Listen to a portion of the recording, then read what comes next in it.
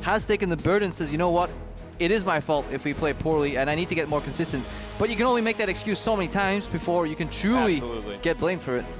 It's true. You need to see improvement, and if you're going to own up to it, you really have to make sure that you change something. We're going to have to see what these teams change. Nidalee taken off the table. Maybe Unicorns Love liking that Sightstone Rek'Sai, not looking to pick into the poor matchup. Move's not looking for an aggressive Nidalee here, mostly because the first pick, it will go to something else. On the side of Unicorns Love, they may just pick up an early Shen here. Have to see, of course, Bard taken off the table as well. Vladimir, Azir, Swain, a lot of mid lane focus. And interestingly enough, the Ashe taken off the table for Veritas.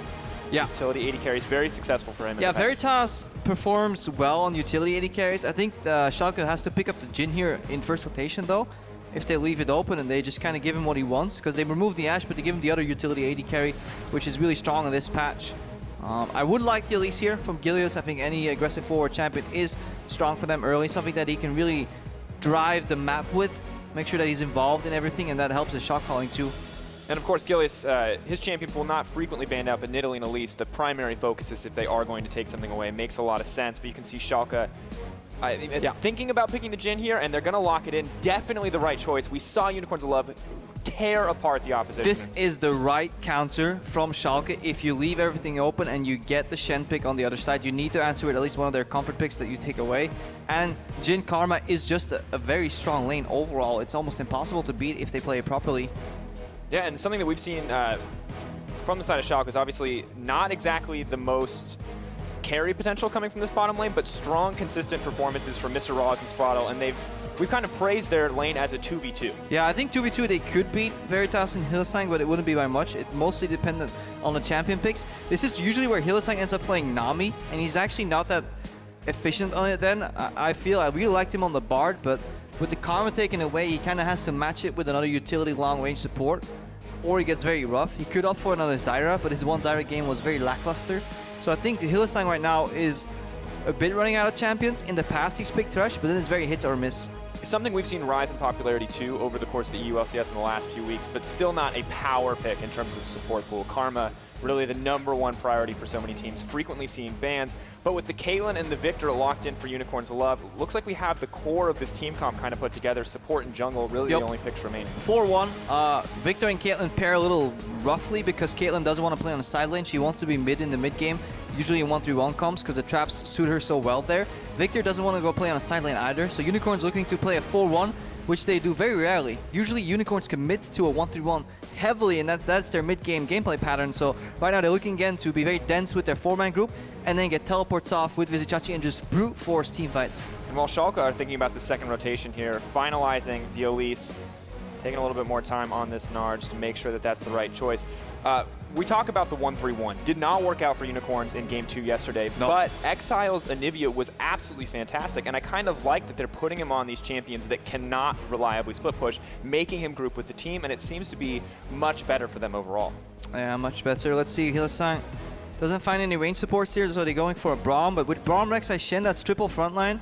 You do have some enablers for the Shen, but at least Caitlyn, Viktor only has damage dealers right there. Yeah. Very odd, I think, coming in from this team. We're going to have to see what their final lock-in is going to be.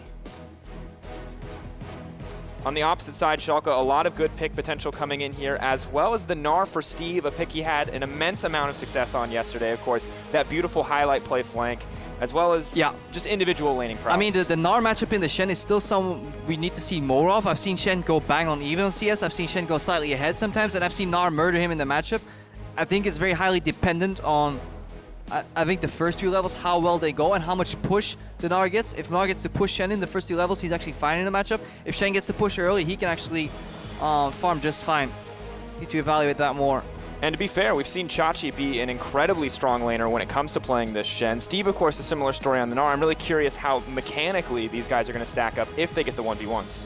So it wasn't the Braum after all that we talked about. He switched to Nami too. I think it's better, some range sustain. That means you can actually 2v2 because if you opt in for the Braum, Caitlyn Braum will just lose against Jhin Karma, and then they suffer in the 2v2 and then they require a lane swap. At least this way they can both play lane swap and play standard lanes. Definitely good to have that flexibility. We were skeptical about the Nami in terms of comfort here. Do you really think it's going to be the right choice coming in for Unicorns of Love? I mean, Hylissang will just have low impact. On Nami, he's not the one that can then face check and make a play. He always will need to pair with move together, and I think that's always been a bit of a problem for any Unicorns of Love support jungle combination, barring when Diamond Prox was on the team. After that, they've always struggled to really have that jungle support synergy come down. Now that they're playing 1-4, it's slightly easier because the map is more compact. It's more likely that your support and your jungler end up grouping as opposed to in a 1-3-1 where everybody's all over the place. But we still need to judge if Hylissang gets caught because he does tend to play over-aggressive on some of these squishier supports. And it's a big question for us as we move forward as well. And the thing that I want to talk about here, Fox picking up the Cassio as well. We're wondering how the Unicorns of Love comp is going to play out, but I don't know how they're going to be able to fight against this Cassio. Fox is so dominant on this pick, and we've seen him carry team fights so easily when he's given the chance. I mean, Unicorns have a lot of ways of deciding whether they want to fight or not. That is the one. I mean, they can defend this tower. Viktor wave clear with E plus the traps from Caitlyn can keep this siege away. We'll need to see a lot of poke come out here from Schalke, also playing a 1-4. So split pushing will be very minimal. It'll be Shen and Gnar in one lane, and then both teams grouped in the mid lane. But the amount of poke here and setup for this deadly flourish from Schalke could make for a very interesting mid game filled with picks. That's the thing I love about watching Jhin in competitive is that long-range option for engages. So many fights that you never thought you would see get started. Just so easy to initiate when he uses the Deadly Flourish and the ult from such long range as well. Curtain Call, such an insane ability to watch. But guys, you've got a couple seconds here. Head on over to Twitter. Actually, I just noticed this slightly awkwardly cropped Gilius picture. That just made my day. Huh? Just the top of his head. I mean, they're all slightly awkwardly cropped. He just has his hair down instead of up. I like it. Tweet out hashtag UOL win. Welcome to League of Forehead. And we have a pause, so we're going to get an opportunity to talk a little bit more about the League of Forehead. But of course, hashtag UOL win, hashtag S04 win if you're on Twitter. Let us know who you think is going to come out on top. Look at us. We're in the sky, but we're in the dark. Yeah. It's menacing. We're the overlords looking in the shadows. It's the start of our rap music video. Get the smoke come out. We don't have nearly enough bling. That's the issue. I don't feel like it would work quite as well as I wanted to. I don't think we can convince the wardrobe specialist to get us some bling. No. I don't think it'll fit. I think they're a little bit more sold on professionalism and dressing like we're 20 years older than we are. Yeah. What do you mean 20 years? Please. All right, maybe not you, Mr. Blue Shirt, but I got this like pattern. I feel like a librarian right now. Yeah. I mean, I'm loving it. Don't get me wrong. I love Give me the history of Oxford right now. Anyways, Sprattel is having his client restarted. He just did that, then he logged in again, got into the game. And we're going back in right now. We'll verify if everything working again. And hopefully we'll get you guys into the game very soon, guys. Yeah, gearing up. So we talk about Jhin as a long-range engage option. Caitlyn is similarly a long-range champion, doesn't have the option for the engage, but we've seen the traps be so frustrating to play against. And it seems like if Unicorns of Love get a lead, this would be so hard to play against. Yeah, both these teams can actually siege up and put a lot of pressure and zone control. In teamfights, Viktor and Caitlyn, if Caitlyn gets the setup first, combined with a Viktor has good zone control. But if you look at Karma Q proccing, any Cassiopeia poison plus the Jhin W is just so strong. Miasma plus Deadly Flourish is one of the coolest combos in the game because you throw it out next to a tower, people can't walk on it because they'll get tagged. Then Jhin has a really easy connect on his W, and you can't flash it. Yeah. At that point, because Miasma has the grounding effect. It's one of the few effects in the game, or the only effect. Yeah, it's the only grounding effect in the game, and it's incredibly oppressive. We actually tested a lot of it earlier in the week. It's not going to interrupt any dash that's already started, but if you are inside of it, you are not getting out. You are not getting anything in that exchange. And we have a little bit of an echo. Just a bit. I wonder if they can hear that on stream, but I hear myself twice, and I like myself a lot, personally. Remember when we were talking about the rap music video? I mean, you ask and you shall receive. You asked, you shall. This is the remix? I mean, I love listening to myself, but twice is a little bit too much. Yeah.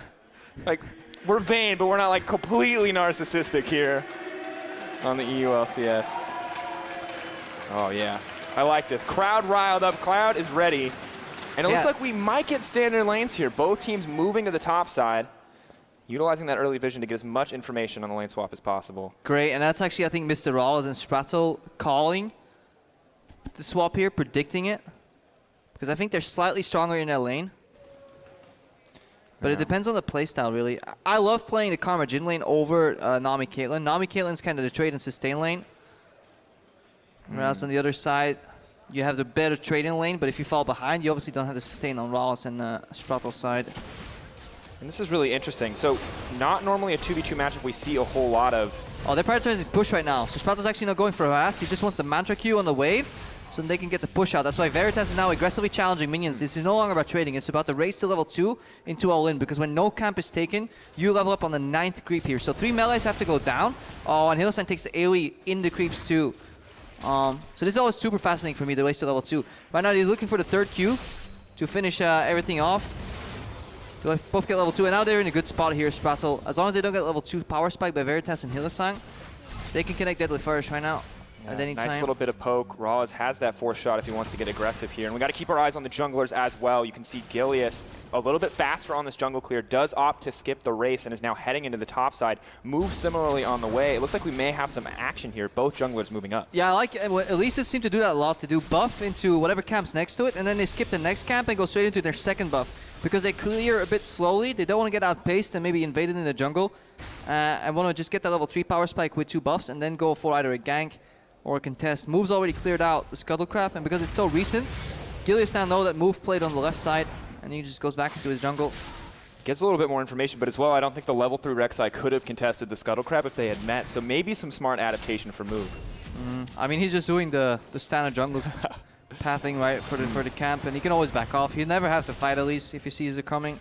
Elise generally only wins the duels if she kind of catches you by surprise. Yeah, really gets that cocoon in that first combo op before swapping the spider form. Gilius, though, making his way into the mid lane. Oh, that's a great stun. Yeah. Ooh, quick. Good call on the cleanse. I was ready. I thought that was death for Exileh. I was actually waiting why it came out slightly late here. This is good from Vizicsacsi. You always want to close the gap on Steve. And then obviously Shen's W denies auto attack, so it makes it such beneficial for him to get trades. Also then the blade travels through, so that's the combo you're looking for. And that's what Steve wants to avoid at all costs. Yeah, that Spirit's Refuge, just so strong, able to dodge out all those basic attacks, stop the hyper procs coming in from Gnar as well. Exileh, interestingly enough, taking the early blue buff here. Rek'Sai, of course, not reliant on that early mana. And I like what Move is doing in his pathing in both game ones here in these last few weeks. He always makes it that there's a little bit of gain. Last week he invaded enemy Gragas versus Rockat and got a first spot. Solidified later on, but he contested all the enemy jungle camps. This time he plays the Rek'Sai and he just forgoes the blues. It's something we see very often from Rek'Sais, but it's still the correct call. And I think we have to highlight it as a good adaptation. And I like it overall. And you can see clearly in the mid lane that Exileh is suffering from all the early pressure that Cassio's putting out. So maybe that'll give him a bit of a reprieve, let him lane a bit more comfortably as we start to approach and look towards the mid game. Of course, no one level 6 quite yet. We're not going to have that global presence coming in from Shen. Steve, though, doing his best to get what farm he can thus far. Now, Chachi doing a great job of bowling him out. Decent CS lead. Some of that will be recouped as this wave crashes into the tower, but I mean, you said it, Shen can bully this lane out, and it looks like he's just coming out on top overall. I think Unicorns are happy with the way this game turned out. They have matching 2v2 that they didn't get punished in early. They have the insurance later on once Shen hits 6, which means these lanes can actually go for, like, I usually call them donkey trades. What? Like, you just play like a donkey. You just start trading that you know you'll lose. Let's start to watch this counter gank here first from Move. Goes up, doesn't really have any way out, jumps back. Yeah, good steal there. Yeah, great gravity go coming in. Move definitely in trouble. Fox so aggressive in these exchanges, he doesn't even care anymore. Yeah, Move had to path out of the W from Cassio before he could flash it, of course. And regarding these trades, it basically means you can take really bad trades where your enemy's like, okay, this guy is really stupid, let's kill him, and then Shen comes in. You basically force them to overcommit into trying to kill you, and you surprise them with the Shen ulti. And then because your enemy will respect that, it's like, okay, we can't punish these trades. You'll actually win trades harder than you usually would. Because you can get over aggressive, and that's something we talk about a lot. The nature of teleport, the nature of these global abilities means that it's hard to fight 2v2 in a vacuum. In fact, it's almost impossible. Yeah, that's why you never see solo kills anymore. There's like, where's the action, where's the excitement? Well, teleport and smart top lane has ruined that. The whole reason we still saw them in the start is because people were just too slow at calling for teleports, or top laners were, like, they needed 3 full seconds to kind of observe nature before they teleported up. Yeah, lackluster for sure. I think occasionally we are, of course, going to still see them in the mid lane, the nature of the short lane and the sudden burst. Not with the Shen, obviously Stand United limiting that, but with the standard TP, it's kind of hard to get into that short lane. Yeah, it's impossible to punish mid lane fights. But this meta as well kind of just rewards farming in the mid lane. Like, Exiles, you know what, this ulti, I could use it to fight you, but I could just fight the minions instead. Yeah, I don't think he wants to take that fight this stage of the game. Fox, pretty terrifying on this Cassio, is going to give him the opportunity to back out. Really needs to push out before he leaves. He does not have the luxury of a TP for himself. All right, we have Shen online. He's level 6 right now. Finally, we can maybe see some action. The action will be initiated on the side of Unicorns. Yesterday, They did a great job. Vizicsacsi would push up, say, you know what, guys, fight. I'm ready to join. Let's see if the Unicorns can find any opening. They have one on the top side. Raw's backing out, though, is going to limit any playmaking potential. But mid lane, Fox continuing to apply pressure. Really the only lane that is going poorly thus far for Schalke is going to be that bottom side lane with the top laner, Steve, suffering out, still at a reasonable deficit. Shen, interestingly enough, moving his way up to the top side. Both lanes swapping. Yeah, swapping the bot side for Unicorns makes sense because they obviously want their bot lane around Dragon. So if they win a fight, they can capitalize and turn that into an objective. I think Schalke was maybe just starting to play around Dragon 2, or they just want to dodge the 2v2 plus Shen combo. We'll have to see. Pings coming out on the top lane from Unicorns. They realize that the shift in the lanes has happened. Gilius continuing to get aggressive and look for vision here. Tunnels coming out, Move looking to secure this red buff. A lot of attention being paid on the bottom side, but no one really pulling the trigger quite yet. I mean, to gauge what's going to happen here, we just need to follow and look at the wards. Wards can predict action. A bit of a cheeky ward here in the brush. Could be a punish here. Veritas will trap the brush, but get caught here. Looking for... Snare goes down. Oh, so no instant W here from Jhin. Usually you wait for Karma, obviously, to snare. Hylissang could get punished here. Ooh. Slightly off on the aim from MrRalleZ. And a good side step from Hylissang. Have to be careful. Of course, Veritas with that level 6, just throwing down a bit of poke from the ace in the hole. Yeah, in that nitpicky scenario, basically, if you're MrRalleZ, you want to aim for where Hylissang hops off the Karma Q. Because either he then jukes into the skill shot and still gets hit by phase 2 of Karma Q, or he walks into the flourish and he gets punished either way. It's really to go for the double up, kind of. Yeah, it's an issue we've seen from a couple different situations, especially I think we had a Nami Jhin lane yesterday, trying to figure out, threatening with the bubble, trying to land the snare instead, making sure that there's no path out. And communication good from a lot of these bot lanes, but not so good as to take those sort of things into calculation. That's if you then watch like people like Sven and Mythi, or even recently Bifrost and Doublelift, they have kind of that unwritten synergy already. They know exactly how they want each other to use skill shots to either then zone the enemy into it, or just guarantee it landing, you know. At one point, you remove all escape options if you use 2 skill shots in a row. Yeah, sort of that chess situation, the checkmate. No moves out, you're trapped where you're going to be, you're going to get hit by something. Well, and even then, sometimes you can take that flash into account. Of course, pretty difficult. If only you could flash in chess. It's like, I move my king 5 pieces It's a little forward. bit different when you flash in chess. I don't think that's a part of the rule set. God damn it. I've been doing it wrong my entire life.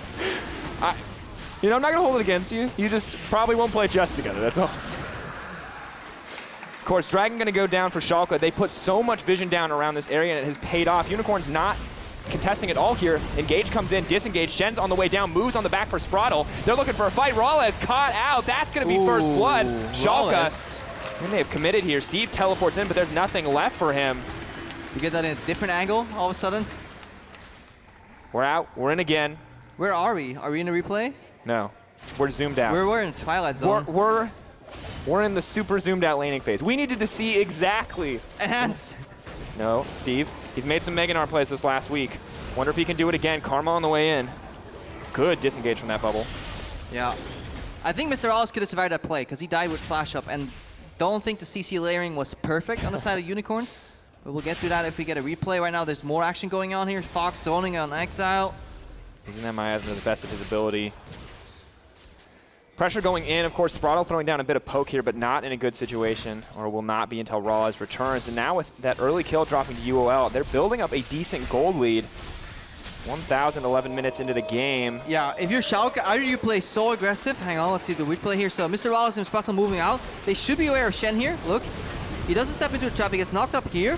He could flash his bubble that comes out. I mean, he could flash a Shen top that comes out, but he was likely just afraid of Vizicsacsi reaching him anyways. And then obviously the bubble was in time from Hylissang. But slightly over-aggressive. And if Schalke want to play like this, where they maybe die to a Shen ulti, it's fine if they go aggressive right after. Yeah, if you want to fight Shen, you fight him in 2 phases. One where you go either even or you lose slightly, and then right after you fight aggressive again and you win because Shen ulti is down. And Stand United about halfway through that cooldown, as well as the TP down for Chachi. So they should have, or should be able to look for at least an even fight. Don't have to worry about that Shen appearing out of nowhere. Don't know if they're going to pull the trigger and get aggressive here, though. It looks like they're they can. If Sprattel just walks up and presses Mantra W, he can actually take the heat from 2 members and still survive, because Mantra W gives you so much sustain. And then Nidalee Flourish can guarantee a connect.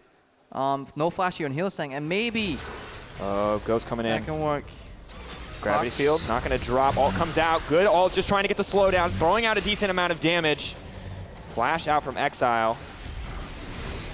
I mean, this is Schalke clearly aware that they need to get aggressive, but just small failure to execute. They're not able to get that kill in the end. Yeah, they're definitely looking to pull the trigger in here. And here we see the Shen matchup later on. Such a strong meta pick right now. Does so well in a lot of the matchups.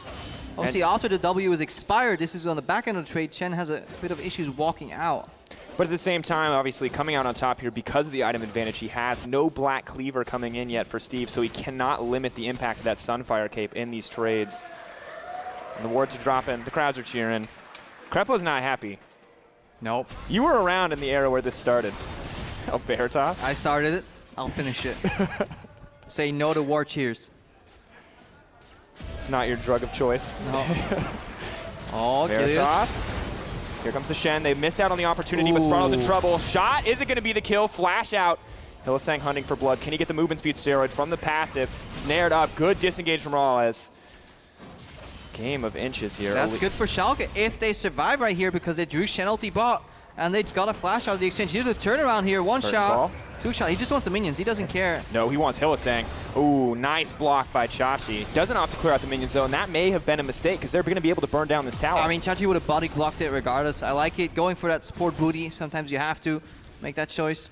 But there's a trade going on, but then Viktor passed the top lane here. I like this from Exileh, you know. Relinquishing his duty of wave clear in mid lane, pathing top to save that tower. And now the Rek'Sai moves over to mid lane. This is like wave clear chess. And I like it too because we were so critical of Unicorns of Love for not being able to cross map at all, but now they're respecting the cross map prepper, shifting their members around and clearing out these waves. Definitely improving their lane assignments, going for good plays here. Good flash on Veritas as well, gets out of the cocoon. Let's see if Schalke can again use this window. Shen ulti is down, TP is slow for one and still down for a little bit longer. Gilius still equal level versus his enemy Rek'Sai, but Move again is building that sidestone. So despite not playing 1v1 this game, Unicorns are still opting for a very vision-centric gameplay pattern. Sprattel may be looking to clear out a bit of that vision, but we've talked about wards showing us where the next vision is going to be or the next place is going to be. And it looks like there's a lot of topside control here. Unicorns of Love, I think, set to pressure out this tower, kind of rinse and repeat what they were able to do in the bottom lane. Yeah. They obviously, once your bot lane takes one tower, you want to move. Hylissang strong enough right now to survive most of the burst. And Move is always kind of shadowing his bot lane here, wherever they go. I want to see more traps here though. There's a distinct lack of traps up here from Veritas. Because against a lane that has a low mobility AD carry, you can just wall off one side and force him to play on the other one. It makes it so much easier for Nami to zone with Bubble as well. Absolutely, and especially for Shen if he does manage to come in to ensure that those taunts are going to land Rek'Sai any of that initial start off CC. Disapproving dad Krepo. Now I'm closer to the crowd here because usually I have my back in the arena. We cast, you know, back to the crowd. I see that. But now I can actually look at them. So every time they cheer for the crowd, I just watch them and I'm like, I kind of love it. No more war cheers. And Unicorns of Love look like they want to get something here. The healing from Karma is massive, just like you talked about. Move in trouble. Gilius going to snag that one. Yeah, you can cheer for that one, Greedy crowd. jungler comes in to take the kill, and Schalke want to keep this train rolling. Third proc coming out, a little bit more mobility. Are they going to go for the dive? Jhin, Deadly Flourish, not going to find purchase there. And here's Fox flanking. Does he have flash? Quick gander over. He does not have flash. Here comes the Wombo. They're looking for it. Two in the wall. That's beautiful. Unicorns of Love. Clean dive. Can they come out on top? Chachi blocking the shots. Will he be able to make it out? No. Schalke pick up the kills, make things happen, and they're burning down the top lane. Unicorns had to run with their tail between their legs, but they didn't. They chose to defend 4-man while they had Exileh in the mid lane. Exileh chose not to path over because he couldn't chase a Cassio blind in the river. Because obviously Fox could then turn around and hunt him down. Only Cleanse wouldn't save Exileh. So he chose to take that mid lane tower as a cross map. But this was Unicorns. Yeah, kind of getting surprised there. And what a fight from Schalke. And that completely equalizes the game here. And when we looked at the laning phases, we were wondering who's going to come out on top. Clear that Chachi won the day for the top laners. But in those team fights, that Gnar ultimate is so clutch. And Steve clearly comfortable, continuing to execute from what we saw yesterday. It all starts with Hylissang going into duel with sprattel here. Gilius is already pathing over. Look at Fox as well. When does he start to move over? Now Move goes in. Sidestone Rek'Sai flashes in. Sprattel survives for very long. That's the Mantra W right here. Look at the double regeneration. Front base and at the end of the channel. Move is so squishy. And now Fox is here in the fight already. When Exileh decides to path back into mid lane, That's Steve. He liked that play. And now we're doing Dragon. Absolutely looking for that first. Ooh, Ocean Drake is going to go down in favor of move. And the thing about the end of the play that we missed, they saw Cassio on the top side. They should have been able to predict that dive. Really not enough respect coming out from the Unicorns of Love. They are, however, looking to take down this tower. It's only going to take one more auto, and it doesn't look like they're going to get the chance to get it. A little more poke coming out for Veritas as the rest of the team moves in to back up Fox. Wonder if we're going to see Steve's face after how he feels about that tower take. Yeah, I mean, the tower was already 20%, so I think Steve would be... I mean, Steve is never sad. I rarely see him sad. I think Steve's always happy. He seems like, yeah, pretty happy guy. Those are the scary people, man. Yeah, I mean, it's terrifying, right? Is he, like, genuinely a good guy, or is he crazy? What? Are you calling Steve crazy? I'm not calling... He makes crazy plays, man. I mean, it's not a far leap, right? No, but yeah, he's always happy. Yeah, good guy. Good guy, Steve. Yeah. Does have to give up his top lane tower. Concede. Concede, don't feed. That is the mantra for Steve here. Looking to hopefully maybe give up another tower here because we have a collapse from Unicorns. Love. They want to make something happen. Minionar's on the way. Good taunt. Chain CC. They're keeping it together. Steve comes out of Mega Gnar and instantly gets blown up. Yeah, I like this grouping here from the Unicorns. They just realized there's no cross map going on from Schalke, and they brute force themselves 2 towers and a kill, and suddenly they're up 1,000 gold. This is such a back and forth game. Schalke, you talk about those windows where they have the opportunity to miss plays, but missing this one completely. Yeah. And we'll watch this one more time. Yeah, this is the back end of the replay here, and here we have love the Gnar combo into Miasma. So any hard CC into Miasma guarantees you perma CC. You always have to be very careful when you dive at Shen because everybody will be all attacking him, and with that W, he obviously ignores them for like, what, 2 or 3 seconds, and makes it very rough, so be wary of that. Yeah, of course. Does scale up with level, but 1.75 seconds at this point in the game.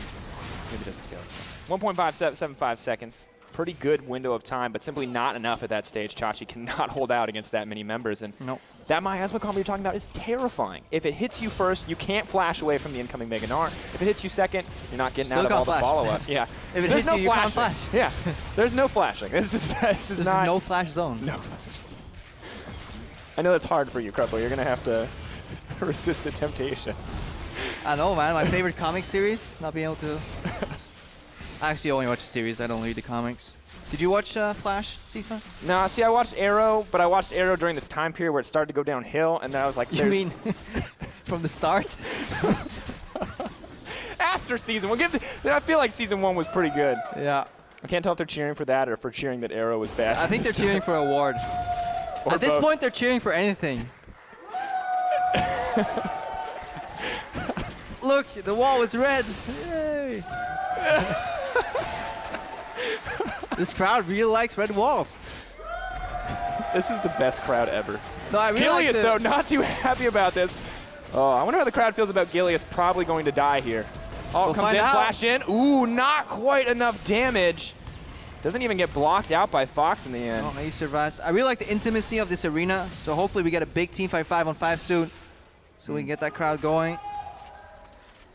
I couldn't hear that, but I'm sure it was awesome. I'm sure it was an eloquent reply. An eloquent scream across an audience of people. All right, where are we at in this game? Unicorns, they seem to have control of the map again.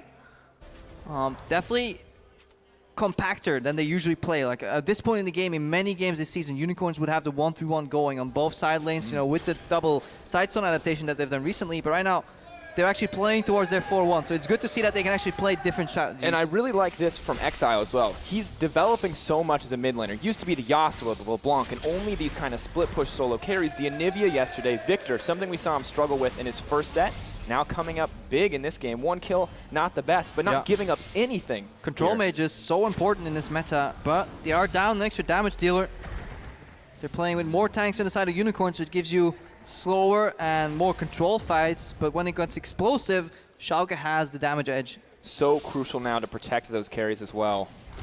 Oh, Veritas, look at the snare, and instant follow. Good snare. Moving in. Oh, what? That is so much damage. Schalke. They're starting to fight. Chachi maybe looking to make it go.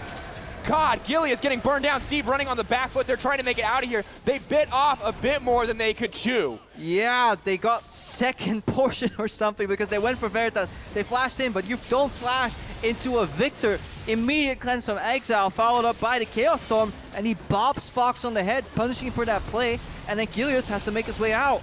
Luckily, Vizicsacsi found a way into the fight still with the teleport, and that's a good reaction here from Unicorns. Absolutely. Now trying to pressure in on this tier 2. Gnar comes out from Steve. Wave just making sure that they can burn down this tower. Move has to be careful. No snare coming out from MrRalleZ. Are they overextending here? No, it doesn't look like it. Tier 2 drops Unicorns of Love. What a turnaround now with almost a 4K gold lead. Yeah, you have to be so careful. I mean, it looks so fun. You connect Deadly Flourish, you connect Cocoon, you're like, okay guys, we got him. But then you forget that the enemy has a control mage in a straight up teamfight where you run at him. And that, I mean, the cleanse alone won them that fight. Being able to turn around that engage, the power of Viktor, 1-0 and 2, now the score for Exileh, picking up the quick 2 assists in that fight. And I mean, for the first 2 seconds, it looked like Schalke were going to obliterate the Unicorns. If you're going to make that play with a flanking Gnar, it's good for Schalke, because then you have kind of Steve to be the glue in the backline. Right now we see Schalke having some vision control on the river, and they push it into a Barmer. Look, left side, that's a ward for the Unicorns. Schalke just found out. Move on the way in, Shen on the way in as well. Here's the mobility coming in for the team. A lot of low health bars, but Shen is in. Chachi burns down the Karma. Steve is next. Ult gets canceled. Exileh going massive. Is MrRalleZ going to drop? Yes. Gilius wants to get something back, but there's no prizes. To the Viktor go the spoils. Double kill for Exileh.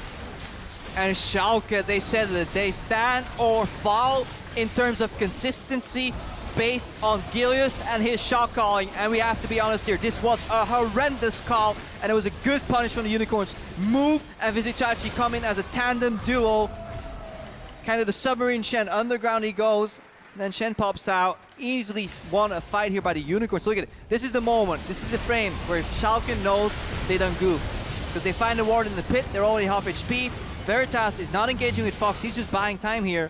Exileh versus MrRalleZ, low mobility 80 carry, with no flash. I mean, it's Exileh versus the Viktor ult at that point. He can't get out. Yeah. And I mean, at the end of the day, one overstep from Schalke. Unicorns there with the quick punish. I like decisive plays like that, going for the Baron, but you have to be ready to like that in a sense of like, let's clear out the vision first. Let's make vision-informed decisions. I like bold plays. I think it's always cool to see teams pull the trigger in uncertain scenarios, but obviously there's a risk. And clearly it was not a good evaluation of risk versus reward in that scenario. Yeah, I like bold plays, as you say, like if there's, you know, calculated risk in there, but this wasn't calculated at all. This was just, guys, Baron's here, let's do it. Oh, they have a ward, we'll just lose the game. Well, it was so much, they have a comp that can make picks. You know, Jhin ulti can always facilitate picks later in the game. Yes, it's hard versus Shen. You may need to try a couple of times. But Schalke, they kind of concede the game with that play. But again, Unicorns with these Shen comps, they seem so much more cohesive. Yesterday, game 1, they get the Shen. They completely run a train over Splice, a team that is ranked above them. Right now, they play Schalke above them too, with the Shen again, and they perform. Using that Proto Bell, trying to get a bit more damage down. Chachi just going to flash out. A small advantage, but they're losing their inhibitor tower on the bottom side. Have Unicorns overextended? Exileh pushing in. He wants more kills. Oh my gosh. This man on a rampage as he rips through Schalke. Inhibitor set to fall. Yeah. Unicorns taking control of this game, and Schalke running out of options. And look at the trap line pointing at the remains of the tower. It's the equivalent of the Mighty V here as they push into the base. Please tell me you know that reference. The Mighty V? I was thinking about the Phalanx. No, Mighty V, man. Moving in. Exileh now unstoppable. He's going to keep the highlight reel rolling. Good turn away on the Petrifying Gaze. They're going to look to take down another inhibitor. Bot 1 going to fall to minions in the next couple seconds. Veritas, he's looking for some stylish plays. Wants a highlight reel of his own. Sprattel knocked up, knocked out. Unicorns of Love now set to take the first game in this series. Moving in. Beautiful team fighting. One poor decision from Schalke costing them the day. Gilius doing what he can. No room left to shot call, no room left to make plays. Unicorns of Love closing out the game in style. The crowd giving them some well-deserved cheers, and that is going to do it for game 1 as Unicorns look to move up in this set. Yeah, we can see it right there. Exileh very happy. Honestly, he's definitely improving here in the LCS, and he just feels much more natural, feels much more composed in a lot of these games. Earlier in the season, he was playing LeBlanc, either snowball or bust. Yasuo split push for a while, it went well, and then he made these really big errors. But right now, on this Viktor control mage, slow, calm, and collect.